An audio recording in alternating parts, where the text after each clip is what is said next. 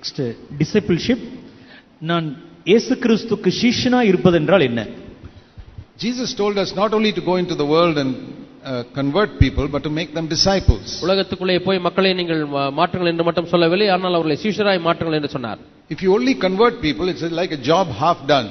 நீங்கள் மக்களை மாற்றத்தை மட்டும் கொண்டு வந்தால் அது பாதி வேலைதான். See, Jesus was a carpenter. இயேசு ஒரு தச்சராய் இருந்தார். So if somebody asked him to make a table, அங்கே அவரை ஒரு மேஜை செய்ய சொன்னால், he won't just take 4 legs to that person and he say here is a table. 4 கால்களை மட்டும் செய்து இதுதான் டேபிள் என்று சொல்ல மாட்டார், மேஜை என்று சொல்ல மாட்டார். 4 legs are necessary for a table. 4 கால்களும் ஒரு மேஜை செய்வதற்கு தேவையானவைகள். There must be a top put to it, then the table is complete. அந்த 4 கால்களுக்கு மேலாக போடக்கூடிய மேல் பலகை வேண்டும், அப்பொழுதுதான் அது முழுமை பெறும். So going and preaching and converting a person to faith in Christ for forgiveness of sins is like saying making the legs. ஆகவே போய் பிரசங்கம் பண்ணி மக்களை மாற்றுவது, ரட்சிக்கப்பட வைப்பது என்பது அது 4 கால்களை போல. And then if you make them disciples, then only the job is complete. அவர்களை சீஷர்களாய் நீங்கள் மாற்றினால் மட்டுமே அந்த வேலை முற்று பெறும். So let's like putting the top on top of the table, then you got one full table. Then you put the top on top of the 4 legs, then you அந்த மேலே உள்ள பலகையை நீங்கள் 4 கால்களின் மேலே போடும்போது ஒரு முழு மேஜையாக மாறுகிறது. So the tragedy today is there are so many converts but very few disciples. ஆனால் இன்றைக்கு अनेक மதமாறிகள் இருக்கிறார்கள், ஆனால் வெகு சிலர் தான் சீஷர்களாய் இருக்கிறார்கள். To use an illustration, ஒரு விளக்கத்தை சொன்னால், supposing Jesus got an order in Nazareth to make 100 tables. 100 மேஜைகள் செய்வதற்கு இயேசுவுக்கு ஒரு ஆர்டர் கிடைத்திருக்கிறது என்று வைத்துக் கொள்வோம். And he hires 10 carpenters. 10 கார்பெண்டர்களை அவர் வேலைக்கு அமர்த்துகிறார். All of them are only making the legs. எல்லாரும் மேஜையின் கால்களை மட்டுமே செய்கிறார்கள். Legs.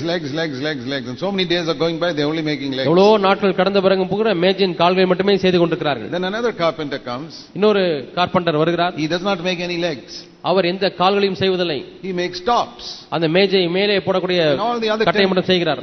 The other 10 get upset with him. Why aren't you making legs like we are making? மற்ற 9 பேரும் இவரை பார்த்து மனத்தாங்கல் அடைகிறார்கள். ஏன் நீர் மட்டும் மேஜை மேலே உள்ளதான பலகை செய்கிறீர்கள்? He says you people are not completing the job. நீங்கள் எல்லாரும் இந்த வேலையை முடிக்கவில்லை என்று அவர் சொல்கிறார். After so many weeks there's not even one table here. எவ்வளவு நாட்கள் வேலை செய்து ஒரு மேஜை கூட தயாராகவில்லை. Now after I have come, at least I have made 1 or 2 tables. நான் வந்த பிறகு குறைந்தபட்சம் 2-3 மேஜையாகிலும் வேலை முடிந்து விட்டது. That is discipleship. இதுதான் சீஷத்துவம். So when you see so many people making converts, God has to call some people to complete the job and make disciples. ஆகவே अनेகர் மக்களை மனம் திரும்ப செய்யும் பொழுது ஒரு சிலரை தேவன் அந்த அவர்களை சீஷராக மாற்றும்படியாய் வேலையை முடிக்கும்படியாய் அழைக்கிறார். When we make disciples, the evangelists say, what are you against evangelism? நாம் சீஷர்களாக்கும் பொழுது சுவிசேஷர்கள் நம்மை பார்த்து ஏன் நீங்கள் சுவிசேஷ பணி செய்வதில்லை, இதை மட்டும் செய்யணும் என்று கேட்கிறார்கள். இல்லை, thank God for what you are doing. We are trying to complete the job. நீங்கள் செய்ததற்காக தேவனுக்கு நன்றி செலுத்துகிறேன், நாங்கள் அந்த வேலையை முடிக்க நாங்கள் விரும்புகிறோம். Conditions of discipleship are mentioned in Luke chapter 14. லூக்கா 14ஆம் அதிகாரத்திலே சீஷத்துவத்துக்குரியதான நிபந்தனைகள் சொல்லப்பட்டிருக்கிறது. It's in Matthew 28 and verse 19 that Jesus said you must make disciples. மத்தேயு 28:19 வாசிக்கிறோம், நீங்கள் போய் சகல ஜாதியாரையும் சீஷராக்குங்கள். They knew what that meant. அது என்ன என்று அவர்களுக்கு புரிகிறது. In Luke 14 he said the 3 conditions of discipleship, verse 25 to 33. 25 இலிருந்து 33 வசனங்கள் வரை லூக்கா 14ஆம் அதிகாரத்திலே 3 நிபந்தனைகள் சீஷருக்கு சொல்லப்பட்டிருக்கிறது. In very simple words, மிகவும் எளிய வார்த்தைகளிலே, 1 love Jesus more than any human being. எந்த ஒரு மனுஷனை நேசிப்பதை காட்டிலும் அதிகமாக இயேசுவை நேசிக்க வேண்டும். Father, mother, wife, children, everybody. தகப்பனோ தாயோ பிள்ளைகளோ மனைவியோ.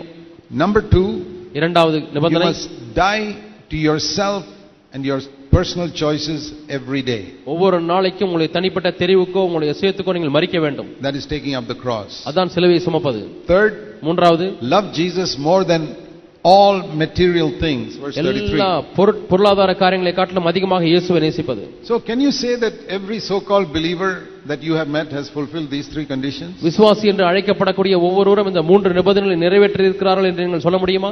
Most of them have not even fulfilled one of those 3 conditions. அதிலே பெரும்பாலானவர்கள் இந்த 3 நிபந்தனைகளிலே ஒன்றை கூட நிறைவேற்றாமல் இருக்கிறார்கள். Christian world is filled with converts, very few disciples. ஆகவே கிறிஸ்துவ உலகமானது மனம் மாறியவர்களாலே நிரம்பி இருக்கிறது, சீஷர்கள் எங்கே? There are thousands of legs of tables and 1 or 2 tables. ஆயிரக்கணக்கான கால்கள் செய்யப்பட்டிருக்கிறது, ஆனால் 1-2 மேஜைகள் தான் முடிவடைந்திருக்கிறது. You must become a disciple. நீங்கள் ஒரு சீஷராய் மாற வேண்டும்.